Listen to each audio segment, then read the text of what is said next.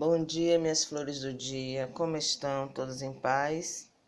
Vamos aqui fazer a nossa correção da revisão de ontem, de redação. Certo? Vamos lá. Primeira questão. Nosso primeiro assunto é receita culinária. Defina a receita culinária. É um gênero textual, ou seja, é um tipo de texto que tem por objetivo apresentar instruções que envolvem a realização de um prato culinário. Então, ele ensina passo a passo como realizar aquele prato. Quais as partes em que uma receita culinária é organizada? Lista de ingredientes, dizendo tudo que você deve ter em mãos para fazer aquela comida, aquela bebida, e também as quantidades e o modo de preparo. Passo a passo que você deve misturar, como deve misturar, assar, ou cozinhar, ou colocar na geladeira, todo passo a passo. Quais são as partes complementares de uma receita culinária? Essas daqui nem sempre tem na receita, por isso são chamadas complementares. Tempo de cozimento, rendimento, quer dizer, aquela receita dá para quantas pessoas? Grau de dificuldade, é fácil, é médio, é difícil? E forma de decorar, a depender, né? Ensina como decorar aquele prato. Qual a importância em se empregar verbos no modo imperativo e adjetivos numa receita? É uma estratégia importante, pois esses elementos orientam as ações, o verbo corte, faça, unte, junte, e caracterizam os ingredientes dos utensílios adjetivos, são os adjetivos. Forno alto, panela grande, forma pequena. Onde esse gênero textual pode ser encontrado? Livros, revistas, jornais, redes sociais, canais de culinária na internet e na televisão, como temos a nossa querida Ana Maria Braga.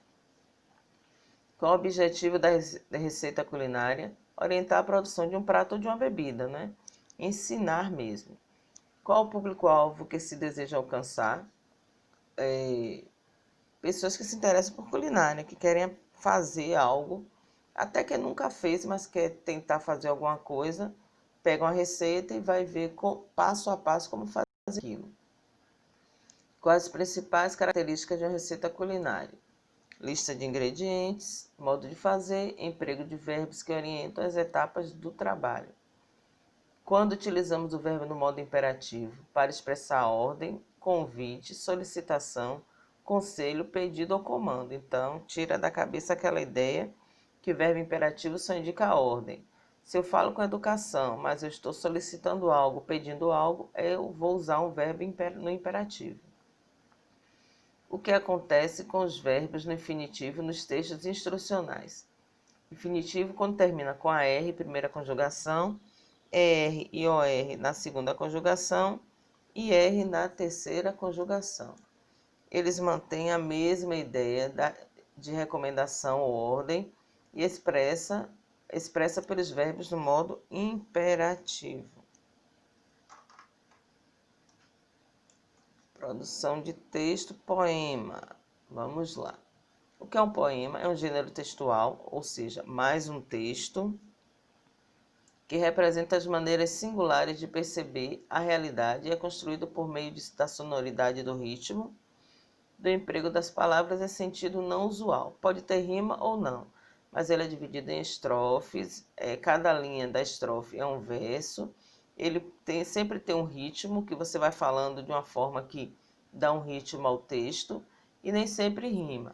A poesia não é a mesma coisa. Poesia é o sentimento que aquele texto, que aquela imagem, que aquela escultura, que aquela pessoa lhe passa, aquela música. Então, são as emoções, não é o texto em si, certo? Defina estrofes, cada um dos blocos de texto de um poema, verso, cada linha de uma estrofe, versos brancos, quando o poema apresenta versos que não rimam. Rima é a semelhança de sons, nós já sabemos isso, que pode ser entre as palavras de dois ou mais versos. Ritmo é a marcação do poema, certo? Pela repetição de determinadas letras ou palavras da rima, a pontuação, aí varia a forma como ocorre o ritmo do poema. Figuras de linguagem, que é um assunto também que vai cair na nossa prova. Para que são empregadas as figuras de linguagem? São empregadas para dar expressividade a um texto. Então, figuras de linguagem estão ligadas diretamente a um texto. E podem ocorrer tanto em textos literários, textos importantes, né, quanto em gêneros de qualquer outra esfera, qualquer texto. Até no nosso falar. Defina cada uma das figuras de linguagem abaixo. Assonância é a repetição de uma vogal ou de vogais que possuem o mesmo som, dando origem ou reforçando a ideia expressa no poema. Quando a gente repete várias vezes palavras que iniciam com a mesma vogal, ou iniciam que tem a vogal dentro da... Por exemplo, várias palavras naquele texto com a vogal I. Então, você vai repetindo. Às vezes não é no início da palavra, mas tem o I várias vezes. Metáfora, quando aproximamos elementos diferentes por meio de uma característica comum a ambos. Quando afirmamos algo que deveria ser comparado. A menina é uma flor. Ela não é uma flor, porque ela é ser humano. Mas esse é uma flor é uma comparação subentendida. Nós chamamos isso de metáfora, que é uma linguagem figurada. Onomatopeia é recurso sonoro que reproduz certos sons da natureza, de objetos, de ruídos, de animais. Isso a gente conhece desde pequenininho, né? Não vou nem entrar nessa questão. A iteração é a repetição da mesma consoante ou de sons consonantais semelhantes, acrescentando ritmo e musicalidade ao poema. Vermelho da flor, vermelho da cor, vermelho... Então, eu fico repetindo consoantes. Paronomásia são recursos sonoros que ocorrem entre palavras semelhantes em relação ao som, mas com sentidos diferentes. O som é o mesmo, mas os sentidos são diferentes. Metonímia é a substituição de uma palavra por outra em virtude de existir entre elas relação facilmente identificada. Bebi um copo de água. Você não bebeu um copo de água, você bebeu um copo com água. Gosto de ler Ziraldo. Você não lê Ziraldo. Ziraldo é o autor do livro. Você gosta de ler os livros escritos por Ziraldo. Comparação é parecido com metáfora, só que aqui você compara mesmo. É quando fazemos uma comparação e sempre dizemos o como parece. A menina parece uma flor. Então, aqui, a menina age como uma flor. Então, eu estou comparando, eu não estou dizendo que ela é. Vamos ver aqui. Identifique a figura de linguagem nos termos abaixo. Joel é uma fera. É uma fera, então é metáfora. Ele não é uma fera. Na verdade, é uma comparação subentendida.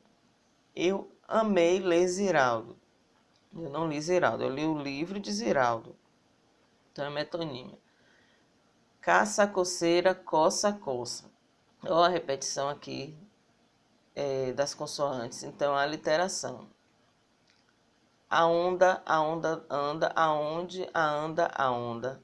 Então, aqui, se há onda, essa repetição de vogais é uma assonância. Até é difícil de falar isso.